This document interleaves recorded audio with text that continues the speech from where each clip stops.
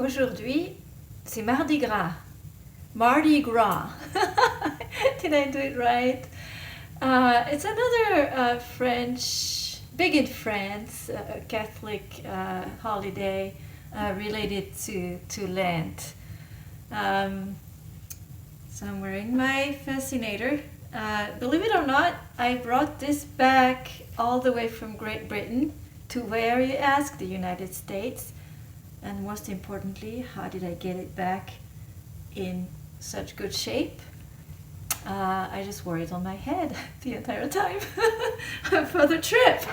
It's very comfortable, very light, so I forgot that I was wearing it at times, and I was wondering why people were smiling at me and just being generally so nice and helpful. The food of Mardi Gras is the Merveilles.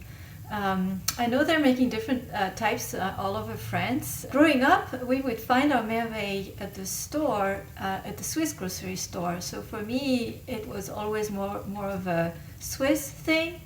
It might be a Swiss-French thing, like Geneva specifically, which would be kind of funny because Geneva is not known as a Catholic town. It's pretty famous for being Protestant. At any rate, so I've never made my own. So I found some recipes. I've adopted one that is super simple, only has the few staple ingredients. When you go simple, you can't really go wrong. The recipe I have calls just for flour, butter, some here, eggs, some salt, some sugar, and as is usual in French recipes, sucre vanillé. And that is not something you find in the US. Sucre vanillé are sold in little packets, and it's fine sugar mixed with vanilla flavor. So I'm going to replace mine with vanilla extract. And in the recipe I have, they called for the sucre vanillé to be added at the end on top of the Merveilles. I've never seen it done it this way. Sucre vanillé is always included in the batter. So I'm going to put that in my batter as an extra little bit of flavor. So it's asking for 500 grams of flour. This is making for 6 to 8 people. I am obviously not going to eat all of that on my own. You have to prepare the batter, and then it does need to rest for an hour. So I'm starting this a little earlier in the afternoon to enjoy that at goûter time. So we want 500 grams of flour. I have my trusted scale that I like to use for recipes that I get where it's measured in weight. Okay, so it's got both kilograms and pounds on it, which is really handy. 500 grams sifted flour.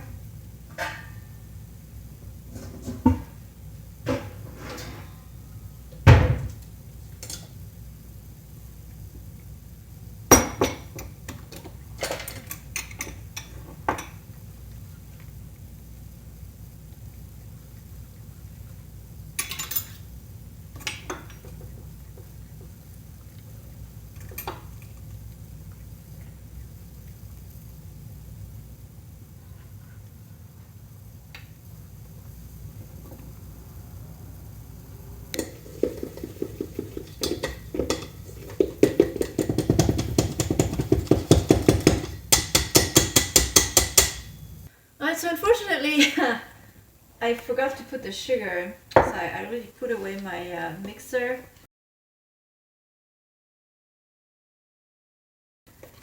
So I'll have to do this by hand, use my huile de coude, as the French call it. So in terms of sugar, we want 20 grams.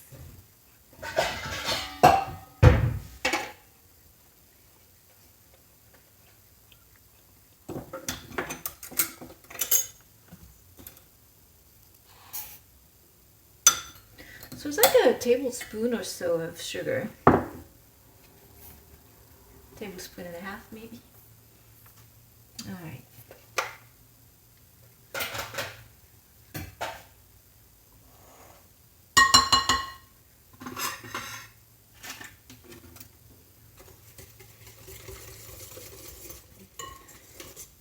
My mom can beat egg whites with a whip by hand.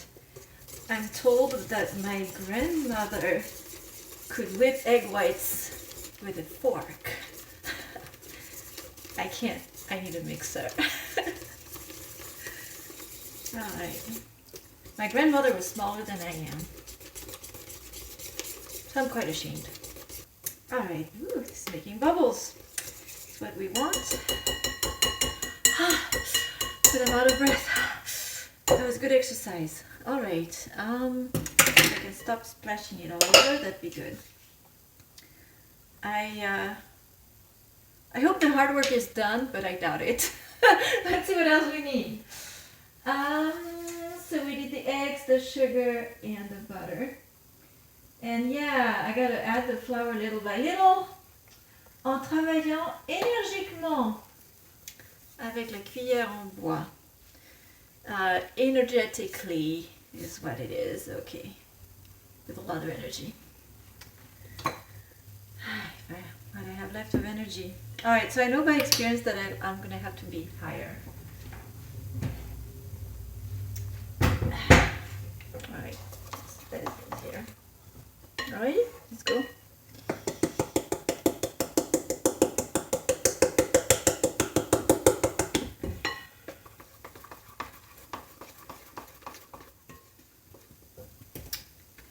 Alright, and after they tell us to mix in all the flour, they tell us to put a pinch of salt. I think it's a good time to put it in. I'm going to put it in now. Alright. Oh, and I had my sucre vanillé, didn't I? That's my addition. So I am also going to put that in. Whoa, whoa, whoa.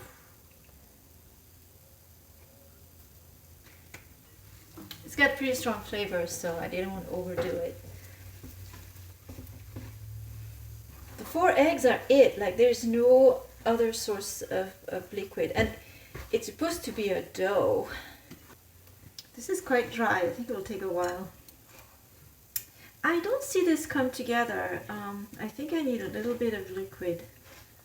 I'm gonna add a bit of water. I could put milk, but I'll put water. Partly because the kiddies are both here. I don't want to take out the milk right now. And when you make pâte brisée, no, I'm not saying this is what this is, but when you make the dough, what's it called, pie crust, the French pie crust, I'm mixing my languages. It's yeah, it comes together when you add a little bit of water. Alright, so I ended up having to add 2 tablespoons of water to make this come together. I don't need to finish this further because it needs to rest for an hour, and then I'll come back and knead it more, and that's when it becomes all soft. Alright, so I am going to let this rest for an hour, come back, and we are going to cook our merveilles. It's been an hour. I was working on my computer, and then Coco came on my lap. I was really ready to just take a nap, but I had to break that privileged time with him. I'm so sad. He didn't want to be put even. He would have stayed in my arms forever. But at any rate, it is time to make our merveilles. So we want to knead this dough some more.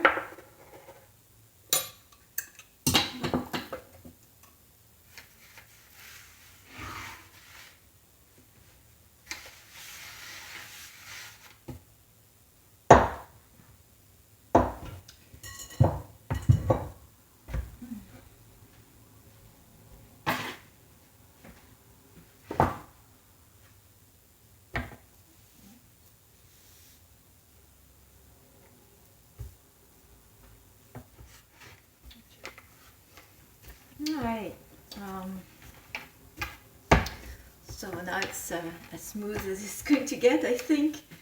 Let me put this back together. So the shaping, they say to lay it out with a rolling pin to 5 millimeters, quarter of an inch, I think that is, and then to cut in strips and fry those. I am going to do this differently. The Merveilles of my childhood, of course, I won't be able to reproduce the shape. I don't know how they make them. Mine will be flat, round and flat is what I'm going to do. I have in the past, or rather my husband has fried mandu shells, the shells that we use to make the Chinese or Korean dumplings. They're very thin and they puff up when you fry them, and the texture and the look was like, oh, to me, oh, they look like Merveilles. So I'm going to lay this out. Well, no, I'm going to make separate it into little balls, and then I'm gonna press those very flat, kind of like making tortillas. It's gonna be a lot of work, actually. So you'll see.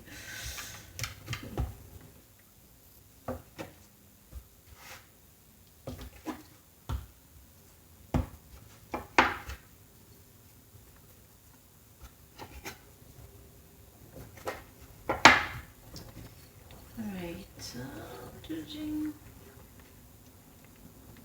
Okay, I don't want to go crazy. I think this would be enough. How many did they say it was for? 6 to 8 people? I'll get 8 of them. Seems reasonable.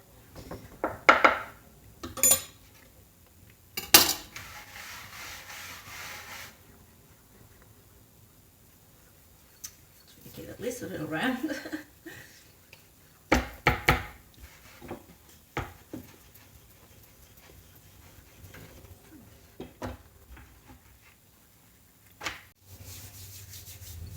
So I'm going to fry just one. I know it's kind of a waste of energy here, but it's just me, and one is going to be more than enough as a goûter, as an afternoon snack. I'm going to freeze the rest, and one I'm going to keep in the fridge for tomorrow, and then the others I will freeze for later use. So I've heated up the oil, and I'm getting ready to fry my merveille. They say not to let it too long because they burn very fast. Goody.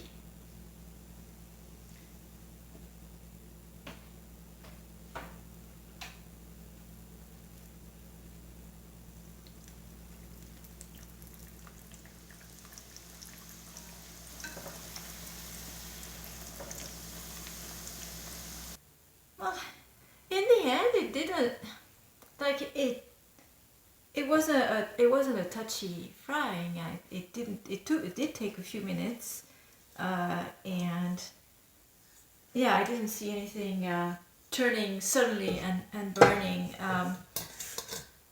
So there it is. I allowed it to cool because I'm going to put some powdered sugar on top. Now the recipe I'm following was saying to serve hot, but then if you try to put powdered sugar on something that's hot, the powdered sugar just melts.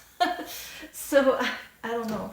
I allowed mine to cool. Of course, when we bought them at the store, they were completely cool, and they were crunchy. Mine isn't. It's different. Some powdered sugar here.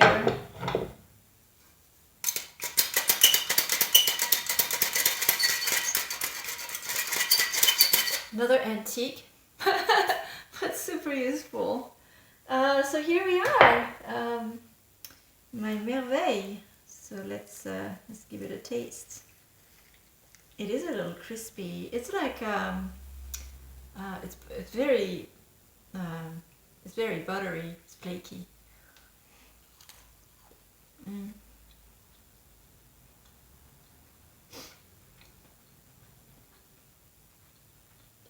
Yeah, the dough itself is not very sweet.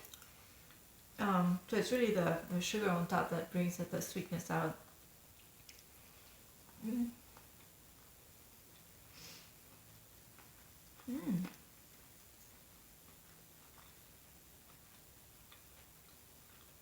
Mm. Definitely good.